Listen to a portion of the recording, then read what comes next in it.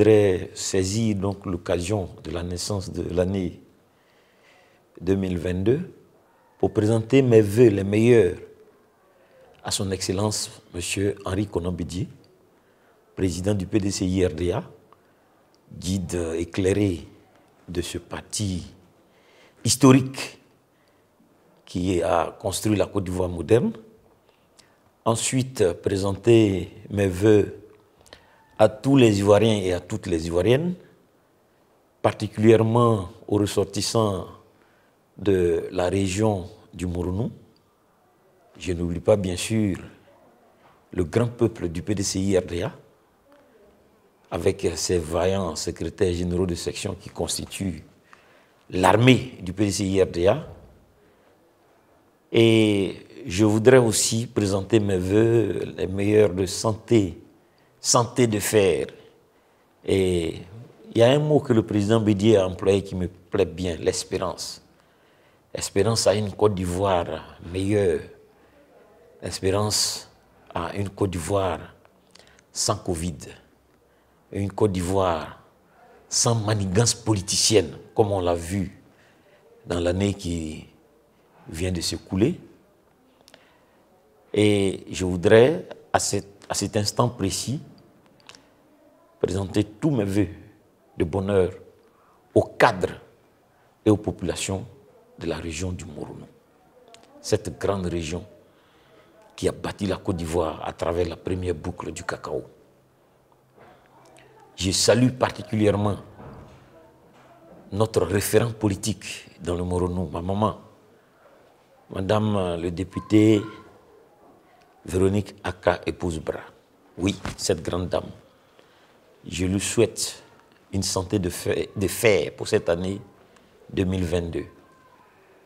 Je lui souhaite beaucoup de bonheur parce qu'elle le mérite. Et à tous les jeunes de notre région, je leur dis santé de fer. Et je leur dis espérance en une Côte d'Ivoire meilleure, comme l'a dit le président Henri Konan Bédié lui-même. Pour cette année 2022, je souhaite tout le bonheur au PDCI-RDA. Oui, que 2022 soit l'année de l'aboutissement de la restructuration entreprise par le président Henri Konan Bédié pour un PDCI plus dynamique, un PDCI plus conquérant, un PDCI qui va faire la preuve de sa nouvelle force en 2023, déjà dans les élections locales, et qui va reprendre le pouvoir d'État en 2025. À toute l'opposition, je souhaite aussi courage et surtout beaucoup de bonheur dans toutes les actions qui vont être entreprises pour obtenir des conditions optimales, des conditions acceptables d'une compétition électorale débarrassée de toute idée de tricherie.